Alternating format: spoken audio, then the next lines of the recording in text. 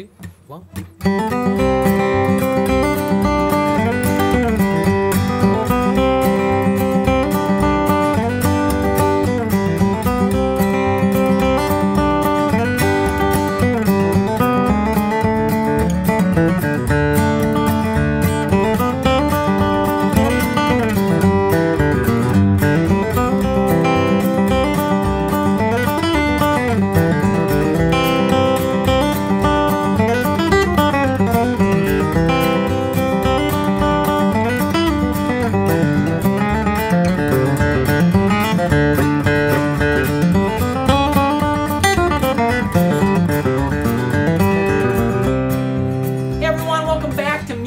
With Ryan. Thank you for joining me. This week's feature lesson, I've got a fun version here of John Hardy in the key of G.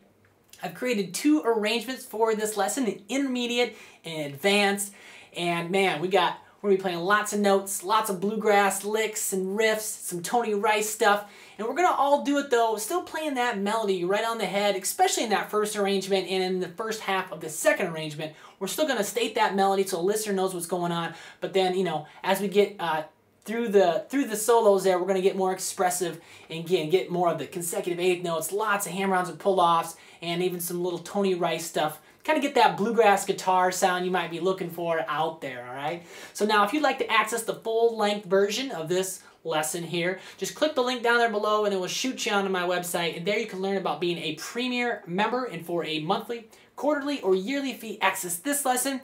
And I've got over 350 video lessons at the site. I've got 3 courses on rhythm, on how to improve your rhythm playing, on how to solo and improvise, and a beginner course as well. There's also a video exchange program available for Premier members where you can submit videos to me for critique, and I will submit one back telling you what to work on. All right, so give it a look over there if you are interested in becoming a Premier member. You can really track your progress throughout all these lessons, organize your stuff over there. So got new improved website. Give it a look if you're interested. For now, we're going to start walking through the first few measures here. John Hardy, key of G. Thank you for watching, and I hope you enjoy. All right, so let's go ahead and start walking through John Hardy here. We're going to do the first arrangement, the intermediate one. And make sure you pay attention to the markings below the staff. Those are your pick directions, so staples are the downs and the V's are the up. And we want to make sure we pay attention to that to execute the arrangement cleanly. Any markings above the staff, little numbers, will be left-hand fingerings. And yeah. So I'm going to play these first 3 measures for you, and then we'll break it on down. Has a pickup on beat 3, and then we get into it. So 1, 2.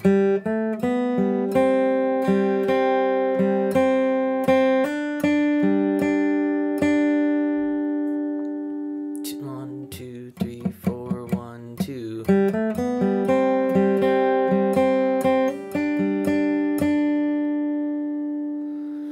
All right, so again, we had that pickup on beat 3. Those first 2 markings are just quarter note rests right there. And we got a little 8th note run up into the melody note, the melody there. So open G, 2nd fret G, open B, open G. Okay. And you can hammer it on too. That opening little phrase. 0-2 on the G, or pick it. And then we land, next measure, 1st fret of the B. So this song is in the key of G, but it starts on the C chord, okay? The melody, kind of the verse part, all starts on the C chord, on the 4. So yeah, don't be confused. It says key of G on the sheet music, but again, we are starting on the melody, the verse, everything starts on the 4 chord, the C. So I'm gonna land on there. 2nd measure, 1st fret of the B string, the quarter note there.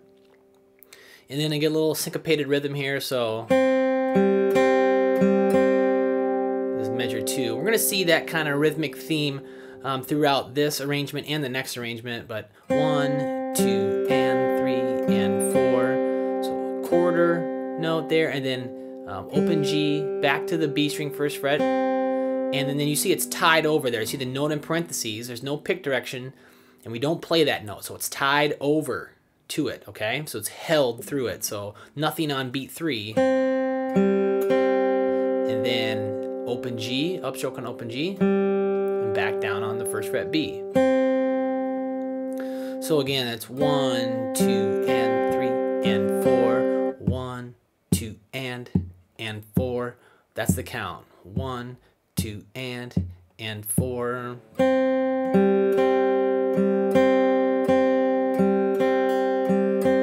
again, we're gonna see this little rhythmic motif throughout, you know, the both arrangements. Just kind of scattered in there, here and there, but certainly make use of it. Okay. And in the next measure, 1-3 hammer on the B, and then B string again, open G, and then 2 quarter notes on the B string 3rd fret there. 1 and 2 and 3, 4. 1 and 2 and 3, 4. Okay.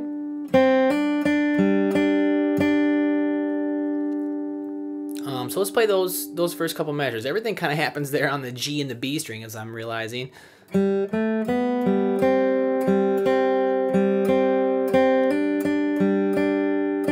again, we're hitting that melody right on the head, all while, you know, still adding, you know, kind of an 8th note run feel.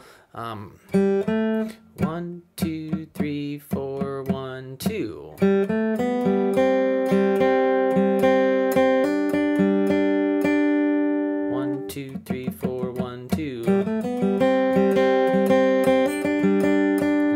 Gets played at pretty high tempo, so you want to make sure you got everything right, especially in the right hand. This one gets cooking. One more time slowly. 1, 2. Down, down, up, up, down.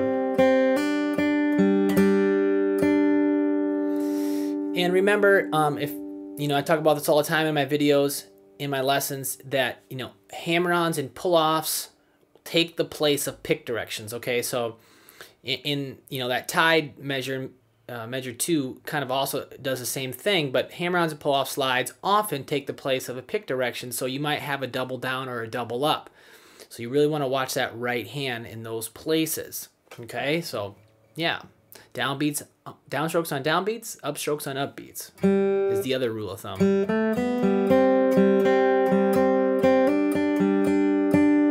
All right. Moving forward, the next 3 sound like this. Ready, go.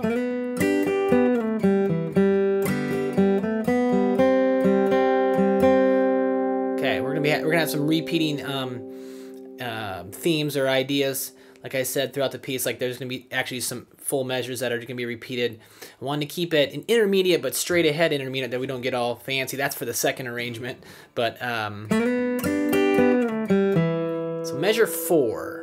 So we're going to slide up into the 4th fret on the G. Okay, quick slide. Quarter note there. Then we're going to make this little G chord, or F shape. Okay, F shape, but it sounds G chord here. And we're just going to strum it. So 1, 2, and. Okay, that's all it is. That's what those 4, 3, 3 is. 1, 2, and then 4, down to 2, open G.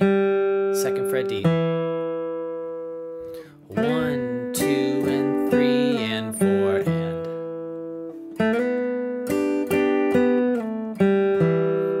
Okay, next measure, open G. We strum a little G chord there. Okay, so you can, I might play the whole thing. You can just have your pinky or your 3rd finger down there on the high string 3rd fret, and just a strum. Okay. 1, 2, and then here's the pickup, kind of back into that beginning melody. Open G, 2nd fret, open B, open G. And then this measure here, measure 6, is the same as measure 2. Okay, 1, 2, and 3, and 4. Let's put all those together. 2, ready, go.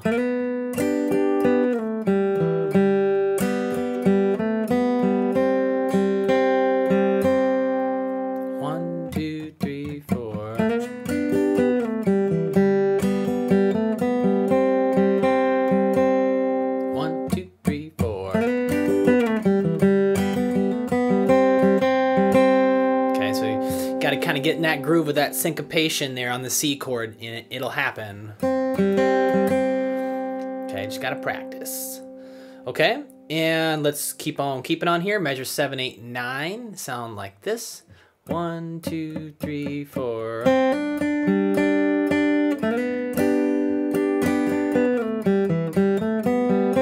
Okay, some familiar things there a little bit. Measure 9, but well, in measure 7 too, that's the same as measure 3. We still kind of have that opening phrase, the same 1, 3 hammer on the B, and B string again, open G, 2 quarter notes on the B string, 3rd fret, 1 and 2 and 3, 4, 1 and 2 and 3, 4, and then we're gonna get back into that little G chord we did earlier. So we slide up to the 4th fret on the G string. Make sure you get there with your 2nd finger. Make that little G chord or that F shape, however you want to think about it. And now we're going to strum the whole measure. So 1, 2, 3, and 4. And so you notice there's a tie in there as well. So 1, 2, 3, and 4. And or down, down, up, down, up. Okay, that's the strum pattern there. 1, down, up, down, up. 1, 2, 3, and 4. And okay, so we're just strumming that measure, filling up the space there. And then the next measure, little 8th note run here. 4, 2, 4, down to 2 on the G, open G, 2nd fret D. And then we're kind of gonna do the pickup back into the melody. Open G, 2nd fret, open B, open G. And measure 10 lands on the 1st fret of the B. That measure exactly, 2, ready, go. 2, 3, 4. 2 again, go. All 3 of those measures, 2, 3, 4.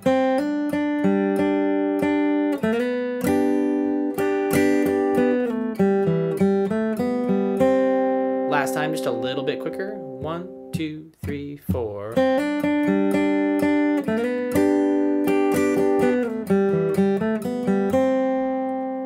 All right, there it is. Let's move on. 1,